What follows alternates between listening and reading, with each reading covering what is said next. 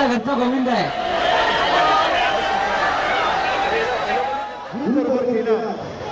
हजारोंच्या संख्येनं या पुस्तक दहीहंडीत पुस्तकं प्राप्त झालेली आहेत आणि अनेक वर्षांपासून सुरू असणारा हा उपक्रम आणि मुंबई आणि युवा ठाण्याप्रमाणे वाद्यपथकाचा पुण्यामध्ये सुद्धा दहीहंडी उत्सवाचा मोठा जल्लोष पाहायला मिळतोय.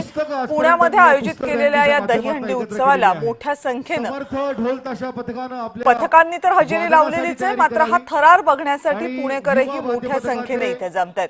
पुनीत बालन यांनी आयोजित केलेल्या पुण्यातील या दहीहंडी कार्यक्रमाला हजारोंची संख्येने सध्या कार्यकर्ते जमा झालेले दिसत आहेत.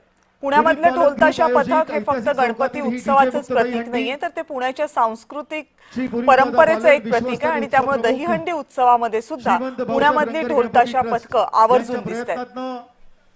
या डीजे मुक्त दहीहंडीचं आयोजन आणि 26 गणेश मंडळांचं त्याला समर्थन, ही जी डीजे मुक्त दहीहंडी आहे त्याचं कौतुक मान्यवरांपासून सर्वसामान्य सगळ्यांनीच केलेलं आहे. आणि आज आपण सगळे इतक्या मोठ्या संख्येनं या उत्सवाचा आनंद घेण्यासाठी इथे आलेला आहात. मी आपणा सगळ्यांचं पुनीत बालन ग्रुप आणि आजच्या उत्सवाचे निमंत्रक श्रीमंत भाऊसाहेब रंगार गणपती ट्रस्ट यांच्या वतीनं अगदी मनपूर्वक स्वागत करतो. यावर्षी फक्त दहीहंडीच नाही तर येणारा गणेशोत्सव सुद्धा पुनीत बालन ग्रुप यांनी डीजे मुक्त साजरा करण्याचं ठरवलेलं आहे.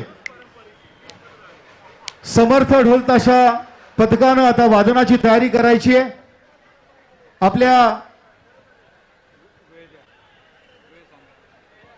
आपल्याला अर्धा तास वादनाची परवानगी आहे, म्हणजे आपल्या वादनाची वेळच मुळात अर्धा तास आहे, त्यामुळे ती वेळ पाळून आपण सहकार्य करावं ही आपल्याला विनंती. समर्थ ढोल ताशा पथक, युवा वाद्य पथकाचे पाडेकरजी आणि देशपांडेजी इथे आलेत.